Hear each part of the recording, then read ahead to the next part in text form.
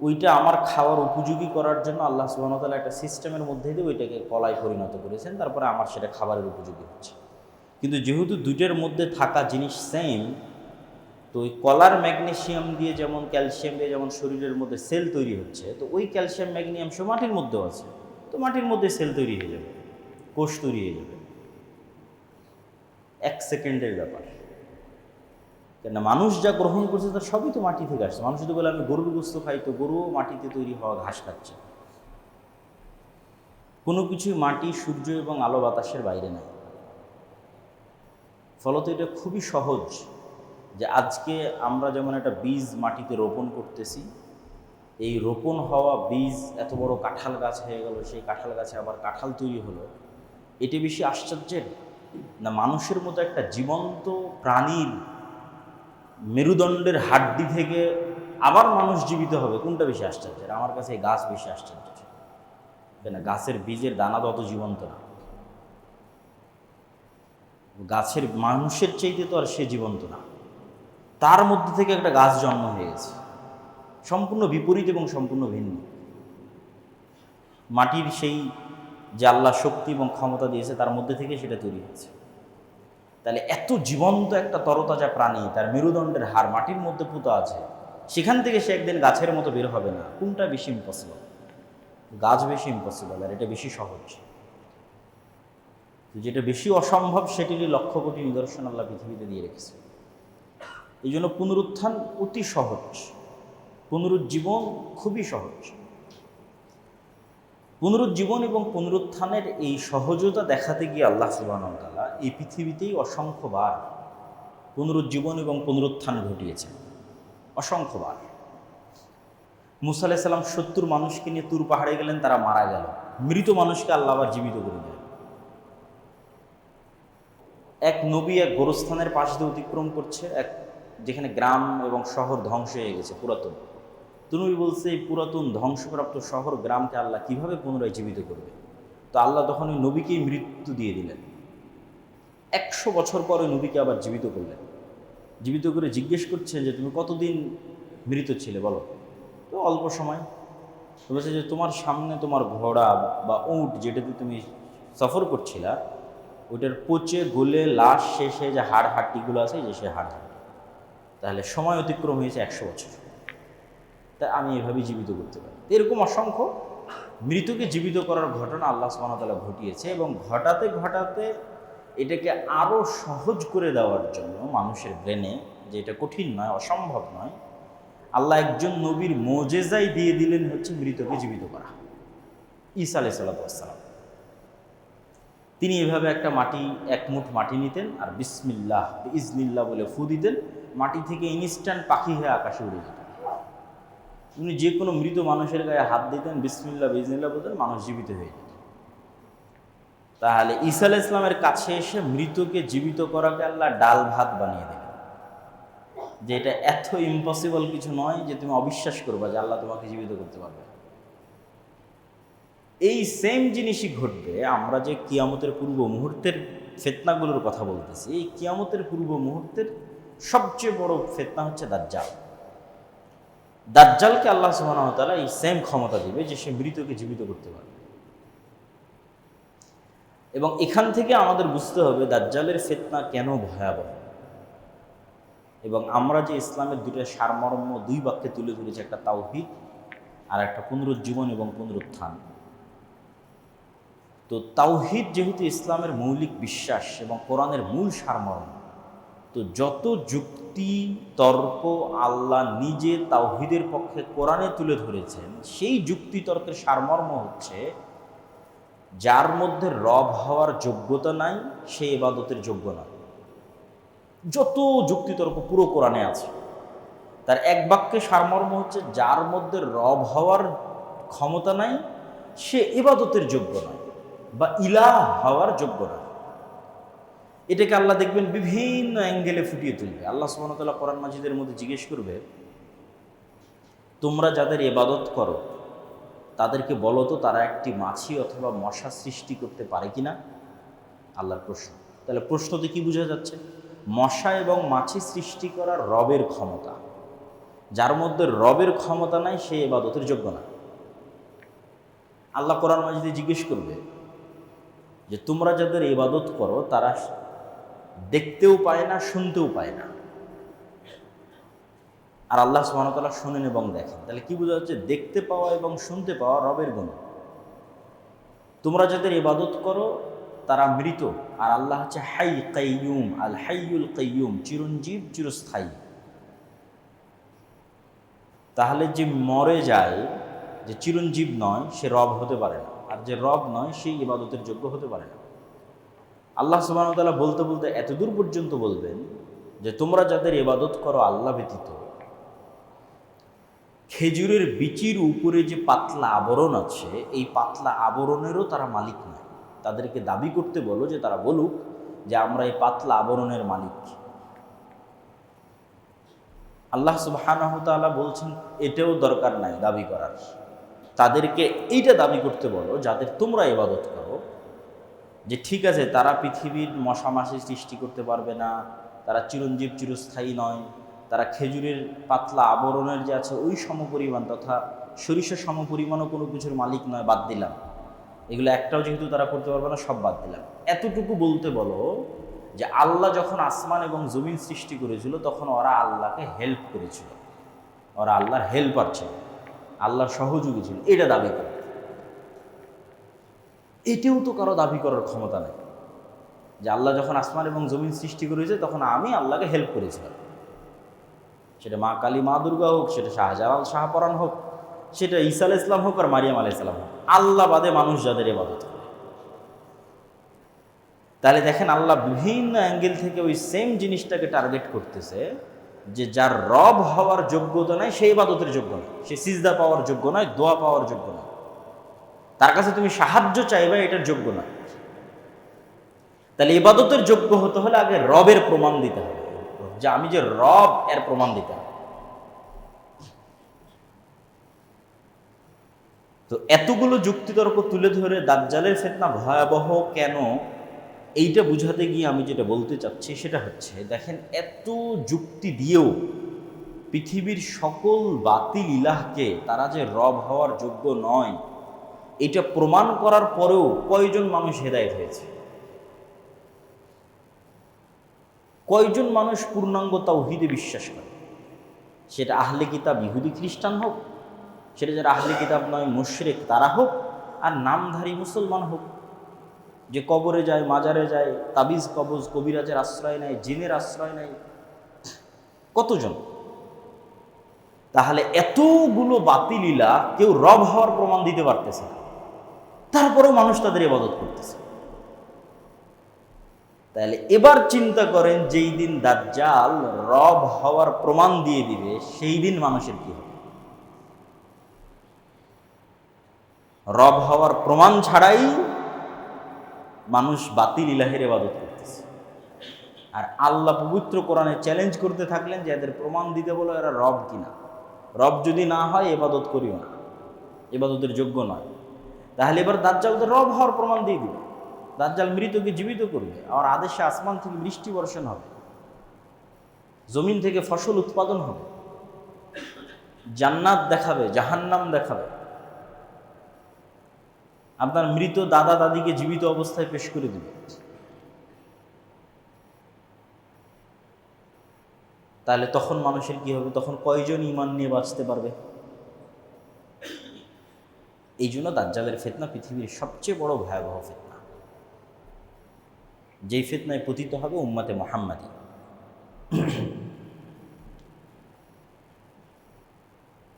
তো আমরা আমাদের আলোচনার বিষয়বস্তু নির্ধারণ করেছিলাম কিয়ামতের পূর্ব মুহূর্তের ফিতনা সম্বন্ধে। তো রাসূলুল্লাহ সাল্লাল্লাহু আলাইহি ওয়াসাল্লাম কিয়ামতের পূর্ব মুহূর্তে সংঘটিত হতে পারে এরকম ফিতনা সম্পর্কে সংক্ষেপে যা বলেছেন তার কিছু সারমর্ম আমরা আজকে আপনাদের সামনে তুলে ধরব। একটি হাদিসে রাসূল সাল্লাল্লাহু আলাইহি ওয়াসাল্লাম বলেন, উ'দুদ সিত্তাম বাইনি ওয়া বাইনা ইয়াদাই সাআ, তোমরা 6টা জিনিস গণনা করে রাখো আমার এবং কিয়ামতের মধ্যে। তার মধ্যে 1 নাম্বার হচ্ছে মাউতি, আমার মৃত্যু। আগে অতীতে এক নবীর পর মানুষ আর এক নবীর অপেক্ষা করত। শেষ নবীর পর আর কোনো নবীর অপেক্ষা নাই। শেষ নবীর পর কিয়ামত হবে, একদিন পরেও হতে পারে, 1 বছর পরেও হতে পারে, 1000 1 লক্ষ বছর পরেও হতে পারে, কিন্তু বাক্য এটাই, শেষ নবীর পরেই কিয়ামত। এই বাক্যের মধ্যে কোনো গ্যাপ নাই। আগে এক নবীর পর আর এক নবী, তারপর আর এক নবী, তারপর আর এক নবী, শেষ নবীর পরে কিয়ামত। তাহলে কিয়ামতের সবচেয়ে বড় আলামত হচ্ছে শেষ নবীর আগমন। মুহাম্মদ সাল্লাল্লাহু আলাইহি ওয়াসাল্লামের প্রেরিত হওয়া কিয়ামতের সবচেয়ে বড় আলামত, যেটা ঘটে গেছে। রাসূল সাল্লাল্লাহু আলাইহি ওয়াসাল্লাম বললেন, ফাতহু বাইতুল মুকাদ্দাস, মসজিদ আকসা বিজয়িত হওয়া, মুসলমানেরা বিজয় করে, যেটি ইতিমধ্যে 2বার ঘটেছে। তারপর রাসূল সাল্লাল্লাহু আলাইহি তৃতীয়বারও ঘটতে পারে। তারপর রাসূল সাল্লাল্লাহু আলাইহি ওয়াসাল্লাম বললেন, ভয়ঙ্কর ভয়াবহ মহামারী, অসংখ্য মহামারী পৃথিবীতে ইতিমধ্যেই ঘটেছে। এটার দ্বারা কোন মহামারীর উদ্দেশ্য আল্লাহ সুবহানাহু ওয়া তাআলা ভালো জানে। তবে মহামারীর ভাষা অনেক ভয়াবহ। বাক্যটা যে একটা মুরগির ফার্মে যখন মহামারী লাগে, তখন যখন সব মুরগি মরে যায়, বাঁচে কি বাঁচে না তার কোনো গ্যারেন্টি নেই। তো এইরকম ভয়াবহ মহামারী, যে পৃথিবীতে মানুষ দেখা যাচ্ছে 600 কোটি আছে, সবই শেষ হয়ে গেল, অল্প কিছু মানুষ বাঁচে। তারপর সাল্লাল্লাহু বললেন, এমন এক ফিতনা, যেই ফিতনা আরবের প্রত্যেক ঘরে প্রবেশ করবে, পৃথিবীর প্রত্যেক ঘরে নয়, শুধু আরবের প্রত্যেক ঘরে প্রবেশ করবে। এবং এটা যুদ্ধ বিগ্রহ, মারামারি, গণ্ডগোল এটাই হবে বলে আমাদের কাছে বেশি বিশুদ্ধ মনে হয়। যে এমন এক যুদ্ধ, এমন এক গৃহযুদ্ধ, যেটাতে আরবের প্রত্যেকটা ঘর যুক্ত হয়ে যাবে, মুক্ত থাকতে পারবে না কেউ। এবং আর এক হাদিসে রাসূল সাল্লাল্লাহু আলাইহি ওয়াসাল্লাম বলেছেন, অচিরেই ফোরাত নদীর মধ্যে থেকে স্বর্ণের পাহাড় বের হবে, যেটা নিয়ে আরবে ভয়ঙ্কর যুদ্ধ তৈরি হবে, যেই যুদ্ধে পুরো আরব অংশগ্রহণ করবে। তো অনেক সময় এই হাদিসগুলো শুনলে মানুষের কাছে আশ্চর্য মনে হয়, কিন্তু আজ থেকে 200 বছর 300 বছর আগে যে মানুষ চলে গেছে, তাকেও যদি বলেন যে মরুভূমির নিচে এরকম তেল আছে আর সেই তেল দিয়ে এই করা সম্ভব, সেও বিশ্বাস করবে না। তো অসম্ভব বলে কিছু নয়, সবই সম্ভব। তারপর রাসূল সাল্লাল্লাহু আলাইহি ওয়াসাল্লাম বললেন, তোমাদের মধ্যে এবং রোমানদের মধ্যে একটি চুক্তি হবে, তোমাদের মধ্যে এবং রোমানদের মধ্যে একটি যুদ্ধ হবে, কিন্তু ওই যুদ্ধের পূর্বে রোমানদের সাথে মুসলমানদের চুক্তি হবে, এবং সেই চুক্তির ভিত্তিতে তারা তৃতীয় একটি পক্ষের বিরুদ্ধে যুদ্ধ করবে। ওই তৃতীয় পক্ষের বিরুদ্ধে যুদ্ধে মুসলমান এবং রোমানরা বিজয়ী হয়। তারপরে মুসলমান এবং রোমানরা আবার মুখোমুখি পরস্পরে যুদ্ধ করবে। রোমান বলতে খ্রিস্টান। তারা কারা? 500 বছর আগে যখন এই হাদিস মানুষ শুনেছে, তখন সে একরকম চিন্তা করতে পারে, আর আজকে আমরা যখন এই হাদিস শুনছি, তখন আমরা আর এক রকম চিন্তা করতে পারি। আরও 500 বছর পরে যখন কেউ হাদিস শুনবে, তখন তারা চিন্তা করতে পারে আর এক রকম। কিন্তু এতটুকু নিশ্চিত যে খ্রিস্টান, এখন রাশিয়ার খ্রিস্টান, আমেরিকার খ্রিস্টান, ইউরোপের খ্রিস্টান, আল্লাহ ভালো জানে, কিন্তু খ্রিস্টানদের সাথে মুসলমানদের একটা চুক্তি হয়, তৃতীয় পক্ষের বিরুদ্ধে তারা লড়াই করে। বিজয়ী হওয়ার পর আবার খ্রিস্টান এবং মুসলমানেরা মুখোমুখি লড়াই করে। এবং এই লড়াইয়ের যে স্থান রাসূল সাল্লাল্লাহু আলাইহি ওয়াসাল্লাম উল্লেখ করেছেন, তা হচ্ছে তুরস্ক এবং সিরিয়ার সীমান্তবর্তী অঞ্চল। আজকের যে সীমানা, সেই সীমানার আলোকে বলতেছে। আজকের সীমানার আলোকে তুরস্ক এবং সিরিয়ার সীমান্তবর্তী অঞ্চল। এবং যুদ্ধের যে ভয়াবহতার কথা রাসূল সাল্লাল্লাহু আলাইহি ওয়াসাল্লাম উল্লেখ করেছেন, এবং বাইবেলিক্যাল যে প্রফেসি আছে, তথা বাইবেল এবং তাওরাতের যে বিকৃত অবস্থা, এই বিকৃত অবস্থার উপরও তাদের যে ভবিষ্যৎবাণীগুলো আছে, যেগুলো বাইবেলের প্রফেসি বলে, সেগুলোর সাথেও কিছু কিছু মিল আছে। যেমন এতটুকু কমন মিল সবার মধ্যেই আছে যে সবাই একজন মাসিহের অপেক্ষা করতেছে। সবার ধর্মগ্রন্থে একজন উদ্ধারকারী মাসিহ আছে। ইহুদিরাও একজন মাসিহের অপেক্ষমান, খ্রিস্টানেরাও একজন মাসিহের অপেক্ষমান, মুসলমানেরাও একজন মাসিহের অপেক্ষমান। মাসিহ শব্দের অর্থ হচ্ছে বিপদ থেকে উদ্ধারকারী। মাসিহাদ দাজ্জাল ও মাসিহ, ঈসা মাসিহ ও মাসিহ। কিন্তু মাসিহাদ দাজ্জাল হচ্ছে ধোঁকাবাজ, মিথ্যুক মাসিহ, প্রকৃত মাসিহ না। আর ঈসা মাসিহ হচ্ছে রিয়াল, সত্য, প্রকৃত মাসিহ। তো ইহুদিরা এখানেই গরমিল করে ফেলবে। তারা তাদের স্বভাবের শাস্তির কারণে, তাদের অতীতের পাপের কারণে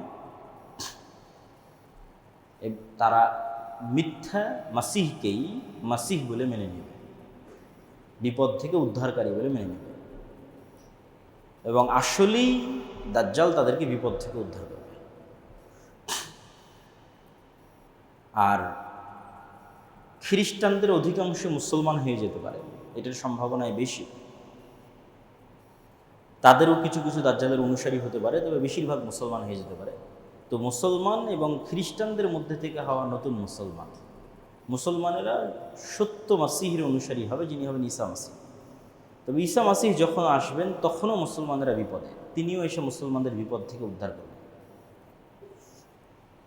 তাহলে ইহুদিদেরকে বিপদ থেকে উদ্ধার করবে দাজ্জাল, আর মুসলমানদেরকে বিপদ থেকে উদ্ধার করবে ঈসা আলাইহিস সালাতু ওয়াস সালাম। তাহলে সিনারি কেমন হবে? সিনারি হবে এরকম যে দাজ্জাল আসার পূর্বে ইহুদিরা থাকবে বিপদে। অনেকেই মনে করে যে না, এখন মুসলমানেরা যে বিপদ আছে এই বিপদই চলমান থাকবে এবং এইভাবেই সারা পৃথিবীর কন্ট্রোল আগেই দাজ্জাল নিয়ে নেবে, তারপরে দাজ্জাল বের হবে। কোরআন এবং হাদিসের ধারাবাহিকতা এটা বোঝা যায় না। হাদিসের ধারাবাহিকতায় বোঝা যায় যে দাজ্জাল আসার আগেই মুসলমানেরা সারা পৃথিবী বিজয় করে নেবে, মানে বেশিরভাগ। ওটা ওই হাদিসেই, এই যে হাদিসে খ্রিস্টানদের সাথে যুদ্ধ হচ্ছে, ভয়ঙ্কর ভয়াবহ যুদ্ধ, এই ভয়ঙ্কর ভয়াবহ যুদ্ধ তো মুসলমানেরা বিজয়ী হবে, তখনও তো দাজ্জাল আসেই। এবং এটি এত ভয়াবহ যুদ্ধ যে খ্রিস্টানরা একত্রিত হয়েছে প্রায় 10 লক্ষ। তাহলে এই 10 লক্ষ খ্রিস্টান যখন পরাজিত হবে, তখন সারা পৃথিবীতে খ্রিস্টানদের আর পাওয়ারফুল কোনো পাওয়ারই নাই, এখানেই তো শেষ হয়ে গেছে। সবচেয়ে বড় যুদ্ধ তো এখানেই হয়ে গেছে। তাহলে মুসলমানদের সামনে তার কোনো বাধাই নাই। মুসলমানরা একের পর এক দেশ বিজয় করবে, ইস্তাম্বুল বিজয় করবে, ইতালির রাজধানী রোম বিজয় করবে, এবং এই যুদ্ধের পূর্বেই হয়তো ভারত বিজয় করবে, মসজিদে আকসা বিজয় করবে। এরকম আরও কিছু হাদিসে ইঙ্গিত পাওয়া যায়। তার মধ্যে এগুলো যেগুলো বললাম এগুলো সহিহ, আর দুই একটা কিছু জয়ীফ হাদিসও আছে। তথা সারমর্ম হচ্ছে, যখন ইহুদি এবং খ্রিস্টানেরা বিপদে তখন আসবে দাজ্জাল, যখন সারা পৃথিবীতে মুসলমানদের জয় জয়কার, যখন মসজিদে আকসা থেকে, ভারত থেকে, ইস্তাম্বুল থেকে, ইতালির রাজধানী রোম পর্যন্ত সব মুসলমানেরা বিজয় করে নিয়েছে, এবং যারা ইসলামের শত্রু তারা যখন বিপদে, তখন এবার দাজ্জাল বের হবে রাগান্বিত অবস্থায়। এবং দাজ্জাল যেহেতু এক্সট্রা অর্ডিনারি, অলৌকিক ক্ষমতা নিয়ে আসবে, ফলত মুসলমানদের আর কিচ্ছু করার থাকবে না। এত বিশাল বিজয় অর্জনের পরও মুসলমানেরা বেবাস, লাচার, অসহায় অবস্থার মধ্যে পড়ে যাবে। কেন? দাজ্জাল যেই সমস্ত এক্সট্রা অর্ডিনারি অলৌকিক ক্ষমতা নিয়ে এসেছে, সেগুলো মোকাবেলা করার মতো কোনো ক্ষমতা মুসলমানদের কাছে থাকবে না। এবং এই সময়ই যারা দাজ্জালের উপর ঈমান আনয়ন করবে না, তাদের উপর পৃথিবী এমন সংকীর্ণ এবং সংকুচিত করে দেওয়া হবে যে রাসূল সাল্লাল্লাহু আলাইহি ওয়াসাল্লাম বলছেন, শাম, সিরিয়ার মুসলমানদের খাবারের জন্য শুধু এরকম কাঠ বাকি থাকবে, এরকম কাঠ। কেন? ফসল যেহেতু উৎপাদন হচ্ছে না, বৃষ্টি যেহেতু বর্ষণ হচ্ছে না, সেহেতু গাছের পাতা খাওয়ারও তো সুযোগ নেই। গাছই তো হয়নি, তো পাতা কই থেকে হবে? তাহলে বাড়িতে আগে থেকে রাখা যে ফার্নিচারগুলো আছে, কাঠ, এগুলোর মধ্যে থেকে চিবিয়ে রস বের করার চেষ্টা করবে। এই কাঠ ফেড়ে এর মধ্যে থেকে চিবিয়ে রস বের করার চেষ্টা করবে এবং উঠে খেয়ে বাঁচার চেষ্টা করবে। আর যারা দাজ্জালের উপর ঈমান আনয়ন করবে, মৌমাছি যেভাবে মৌমাছির চাকের সাথে লেগে থাকে, পৃথিবীর সকল ধন সম্পদ তাদের পিছে সেভাবে ছুটবে। তাহলে যাদের ন্যূনতম 1 টাকাও অবৈধ টাকার প্রতি লোভ আছে, ও দাজ্জালের ফিতনা থেকে বাঁচতে পারবে না। 1 টাকাও যার অবৈধ টাকার প্রতি লোভ আছে, যে না আমার একটু দরকার, নিয়ে নিই, সে দাজ্জালের ফিতনা থেকে বাঁচতে পারবে না। কে বাঁচতে পারবে? যে মৃত্যুকে গ্রহণ করতে প্রস্তুত, কিন্তু ঈমান বিসর্জন দিতে প্রস্তুত।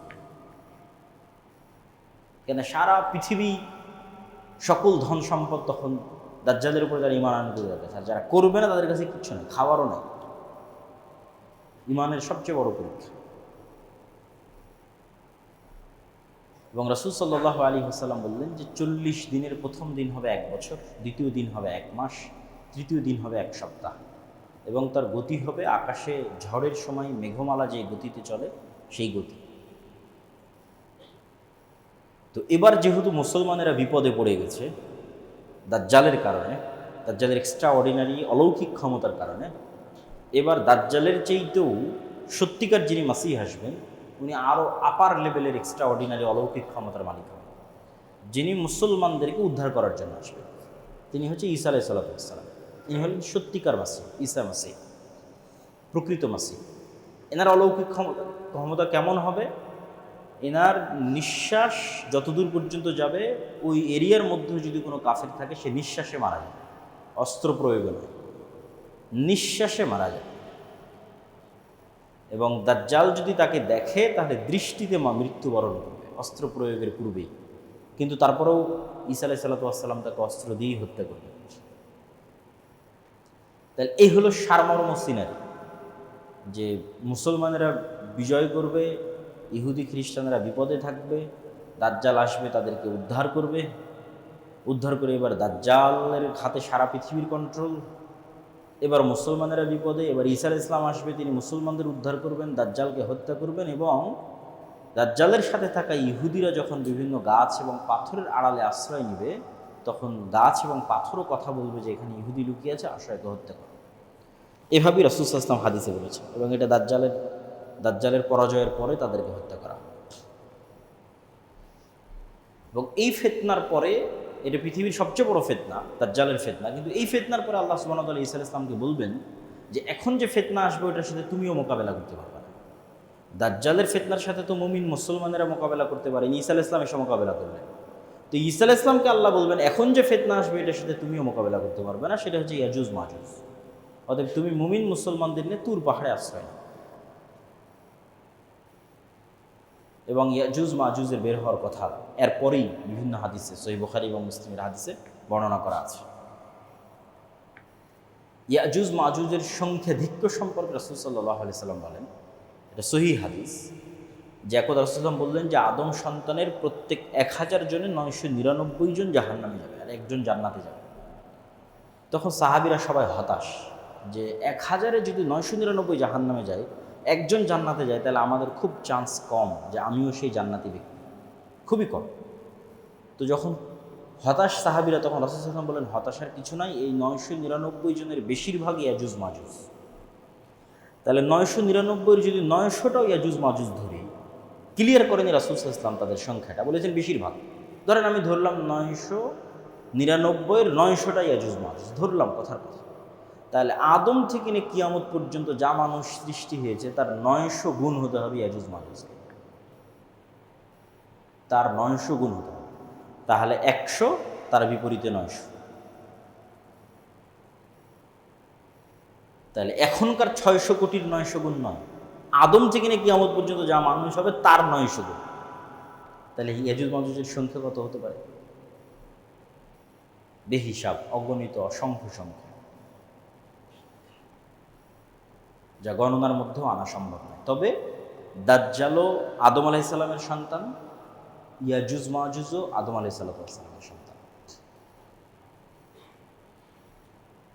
দাজ্জালও বানু আদম, ইয়াজুজ মাজুজও বানু আদম। কেউ যদি